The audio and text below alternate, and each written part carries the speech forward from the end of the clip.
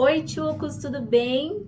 Olha, depois do sucesso da última aula em que eu falei sobre todo o protocolo de atendimento do cliente quando ele vem a primeira vez no meu escritório e todas as dicas e estratégias que eu uso para que ele se sinta extremamente amável e bem recebido aqui, através de uma experiência de encantamento, eu não podia deixar agora de falar sobre o próximo passo, que é a negociação. Sim, calma, não é um bicho de 7 cabeças. Muito pelo contrário, você já chegou até aqui, tá ótimo, já tem aí 5 estrelinhas brilhantes. Primeiro que se esse cliente já marcou um horário com você, já está dentro do teu escritório, você é um sortudo, é um felizardo. Ele te escolheu dentre N profissionais que existem na tua cidade e você tem a possibilidade de convencê-lo através de toda a sua explicação, de todo o teu trabalho, que você é sim a solução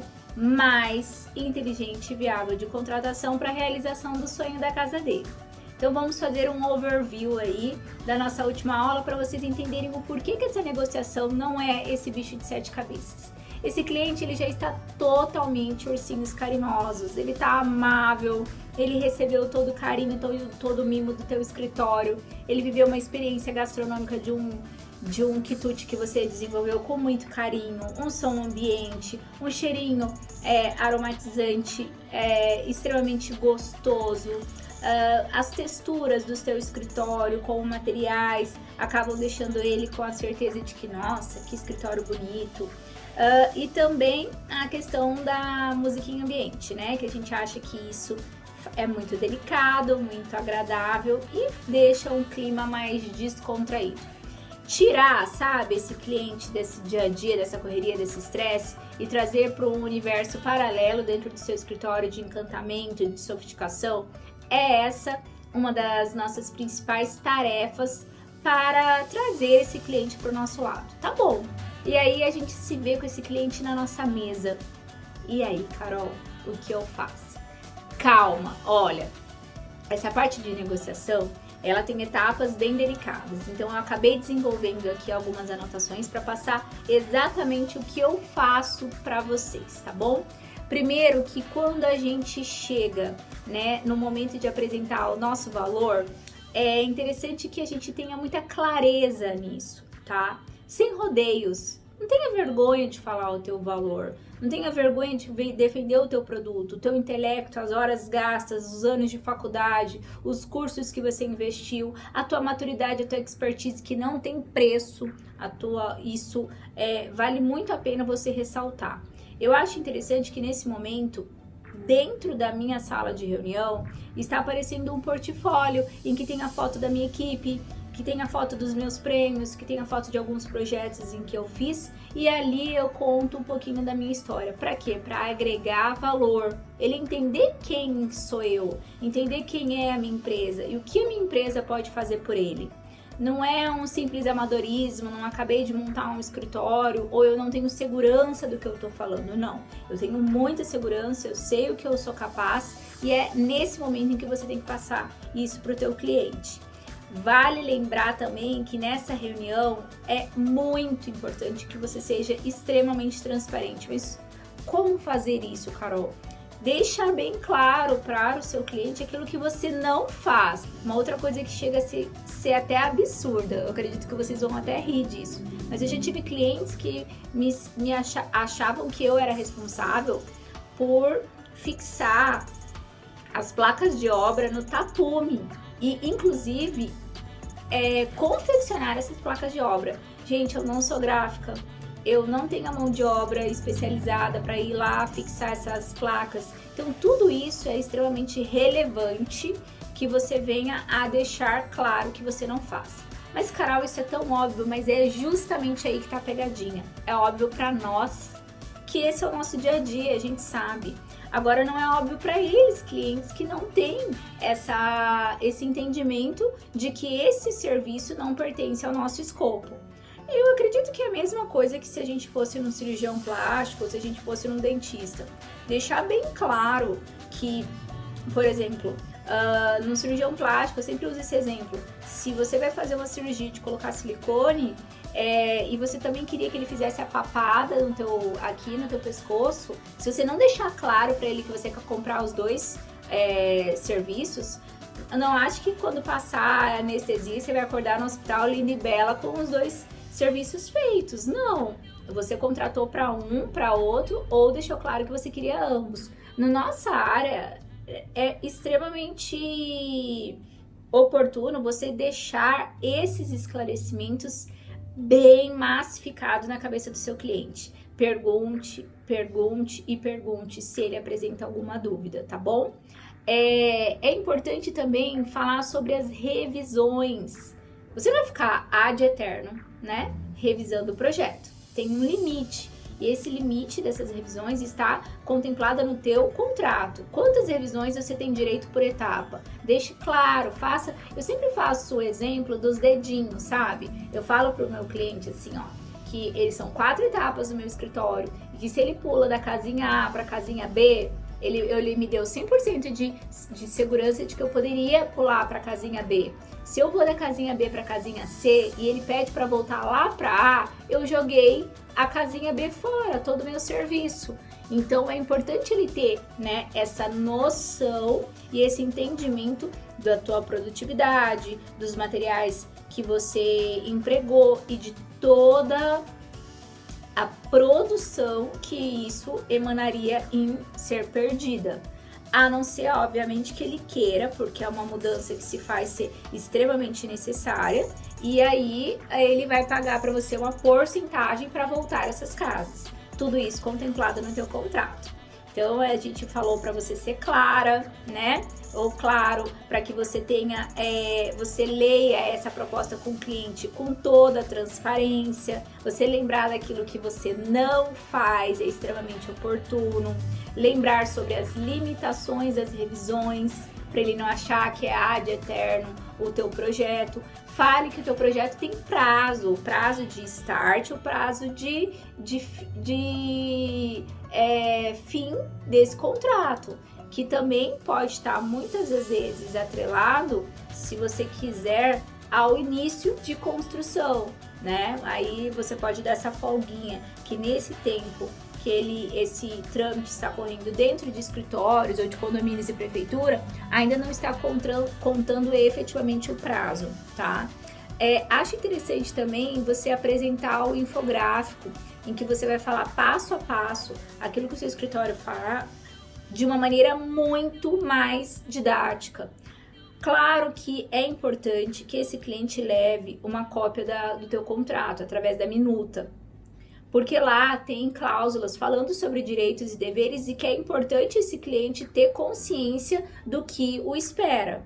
Mas muitas das vezes esse cliente ele veio sem o cônjuge ou sem a cônjuge e ao chegar em casa essa mensagem terá ruídos. E esses ruídos podem ser negativos para você em termos de contratação. Então o infográfico ele serve para nessa hora o cliente poder lembrar aquilo que ele vai falar para esse cônjuge que não veio, de uma maneira muito mais simplificada e mais objetiva. Porque, gente, eu falei há minutos atrás, o óbvio não é óbvio para nós, né? Que somos da área e que a gente tem aí esse entendimento de que no dia a dia a gente está acostumado com as terminologias. Eles não são da nossa área, então é importante você dar essa orientação a eles, que eu acho que é, de alguma forma, extremamente carinhoso, sabe? Você acaba fazendo com que ele tenha aí esse entendimento que, ao explicar para o marido, ele pode recorrer a essa colinha que o escritório fala, e eu acho isso muito, muito, muito legal. E aí a gente chega naquele momento assim, Carol, mas como eu vou dar o meu valor? Calma, o seu valor ele é influenciado por alguns fatores, em que eu vou falar aqui para você passo a passo. É importante que você anote isso. Um dos fatores que influencia na formação do preço é o seu custo fixo. Você tem que pegar tudo que se paga mensalmente, anualmente e colocar lá na tua planilha no Excel. juntamente também com os seus custos variáveis, que são as despesas que variam ao longo dos meses e que não são recorrentes, como por exemplo, flores no seu escritório que você compra, que eu falo tão lindamente que eu adoro as flores naturais aqui. Não é toda semana que você compra, não é todo mês que você compra. Então isso pode ser uma despesa variável. A manutenção de um computador pode ser uma despesa variável, mas uma despesa fixa é o teu aluguel, é o teu prolabore, é o salário da tua equipe, a tua luz, o teu telefone. Isso são despesas fixas. E por último, você também precisa analisar as horas dedicadas a esse projeto. É importante que você tenha ciência de que existem mecanismos para te ajudar, tá bom? Lembra que eu já falei em vários outros vídeos e dicas que eu uso uma ferramenta chamada Toggle? Então, como saber quantas horas eu vou gastar nesse projeto? Você vai fazer todo o traqueamento dessas horas através dessa ferramenta chamada Toggle. Outra coisa também que eu acho extremamente importante falar, que a tua experiência conta, porque você já é um profissional, uma designer, um arquiteto que tem experiência no mercado, então você sabe mais ou menos, já sabe, tem uma noção, ainda que não tão